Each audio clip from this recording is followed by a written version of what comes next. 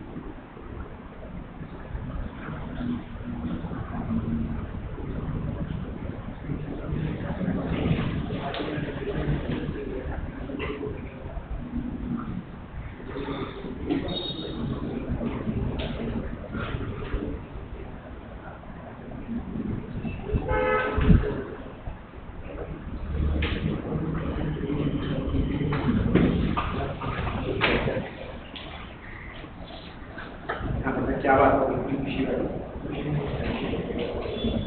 Master भी थोड़ा खुश कर रहा हम इतना बात करते हैं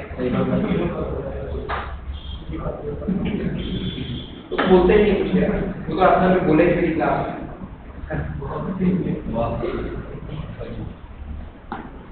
जब भी कोई बात होती तो उसको फंसाया वो तुम्हें कुछ कहता नहीं है और तुम सभी उसका नाम ले जाओ ना। फिर जब भी इसकी तरफ देखता हूँ आप पूरा सीरियस होता है।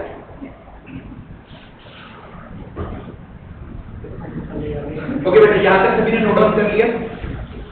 अच्छा, किसी को इस फॉर्मूला के अंदर कुछ डाउट आ रहा? क्लियर है? Right.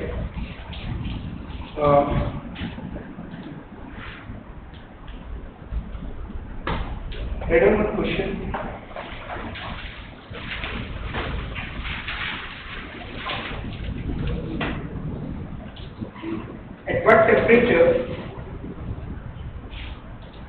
At what temperature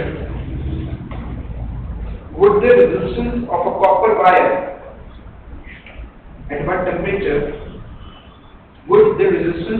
wire be doubled? Resistance of copper wire be doubled.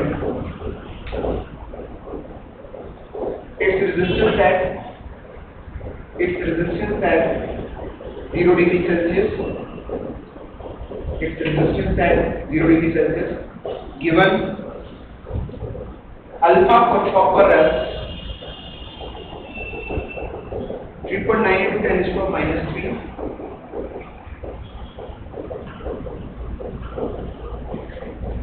Per degree Celsius.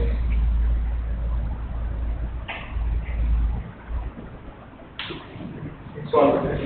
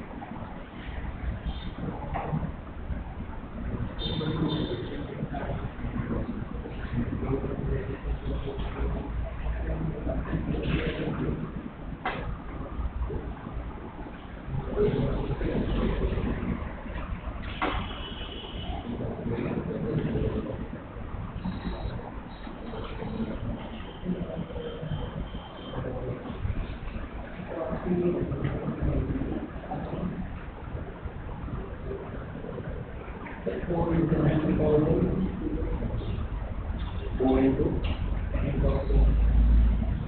10 power 4.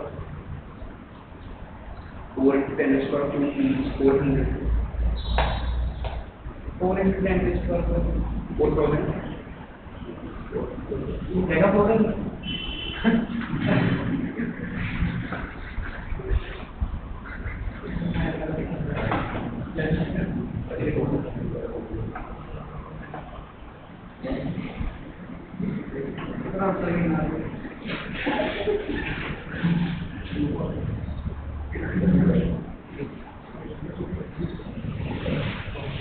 एक से बढ़कर एक तो एक बढ़ता था।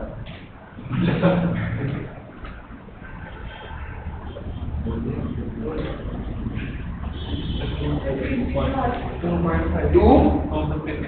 Good. Can I manage Right. तो एक बात जो ये है मुझे निकालना है थोड़ा सेटिस्फेक्शन हो जाएगा। ठीक है 256। देखो बेटा आपको गिवन है कि ये कॉपर वायर है, कितना टेम्परेचर इंक्रीज करे 0 डिग्री सेल्सियस से ताकि उसका रेजिस्टेंस डबल हो जाए। कहां से? जो उसका रेजिस्टेंस कहां पर है 0 डिग्री सेल्सियस। अच्छा अगर उसका डबल हो जाए रेजिस्टेंस तो क्या नहीं फिर उसका इनिशियल रेजिस्टेंस ना R0 मान लें तो 0 डिग्री सेल्सियस पर, तो RT पर कितना हो जाएगा 2R0।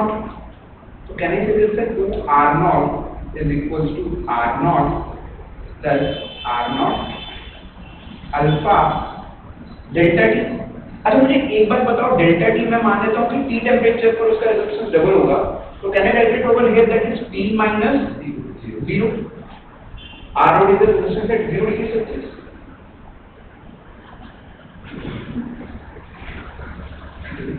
तो यहाँ पर R0 कैंसिल आउट हो जाएगा, it will become equals to 1 plus alpha t minus 0 is t। 2 minus 1 is अरे वाह इंटेलिजेंट है यार। तो t का वैल्यू कितना हो गया 1 over अल्फा। और अल्फा का वैल्यू गिवन है हमारे को, राइट?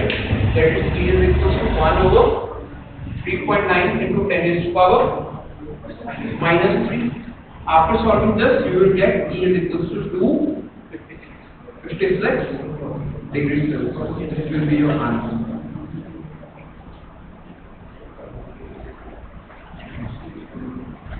Right?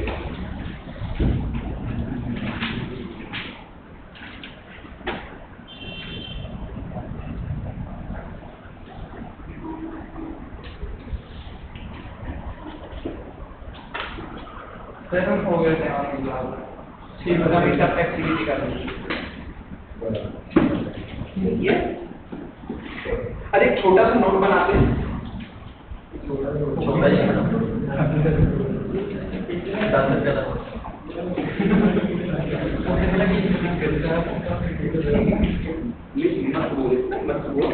जब तक मेरा दिमाग ठंडा है तो ठंडा रहने दे।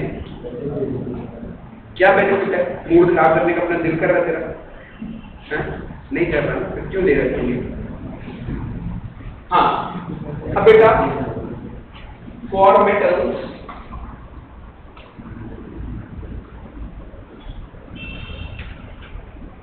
Alpha S positive, alpha is positive. Second for semiconductors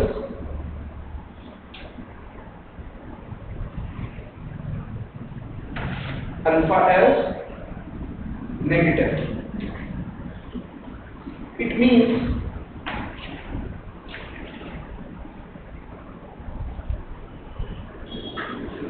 for metals if temperature increases, resistance increases, and for semiconductors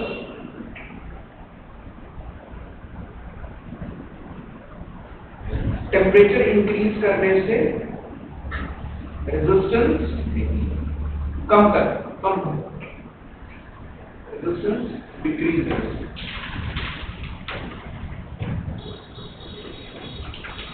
This is very important, very important.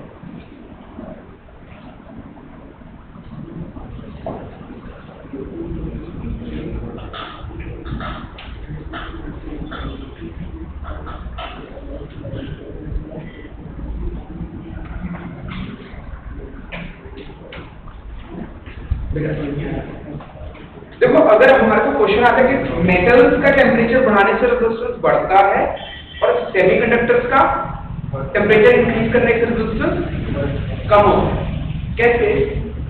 देखो हमारे पास 0 डिग्री सेल्सियस पर R0 है resistance, it is a positive value, R0 is a positive value, alpha is also positive for metals. पर अगर हमने temperature increase किया है तो डेल्टा टी क्या होता है? T final minus T initial, this is also positive. तो अगर ये तीनों टर्म्स पॉजिटिव हैं तो टेम्परेचर बढ़ाने से R0 में कोई चीज एक्स्ट्रा ऐड हो रही है, तो टेम्परेचर बढ़ रहा है, रेजिस्टेंस बढ़ रहा है टेम्परेचर बढ़ाने से। यहां तक क्लियर हो? इन केस ऑफ सेमीकंडक्टर्स हमारे को बोला गया कि जो अल्फा का वैल्यू होता है वो क्या होता है? क्या नेगेटिव होता है। तो this is negative, R0 is positive and delta T is temperature को इंक्रीज किया तो T final will be greater, तो डेल्टा T is पॉजिटिव। तो ये ओवरऑल टर्म क्या आ जाएगी? नेगेटिव आ जाएगी। तो अगर मैं एक क्वांटिटी में से कुछ चीज को सब्ट्रैक्ट कर रहा हूं टेम्परेचर बढ़ाने से, तो RT का वैल्यू क्या हो रहा है? R0 से कम आ रहा है, तो टेम्परेचर बढ़ाने से रेजिस्टेंस का वैल्यू सेमीकंडक्टर्स का डिक्रीज होगा। यहां तक सभी को क्लियर होगा? राइट, ठीक है। अच्छा, अभी हम एक एक्टिविटी करेंगे, वो तब करेंगे अगर आप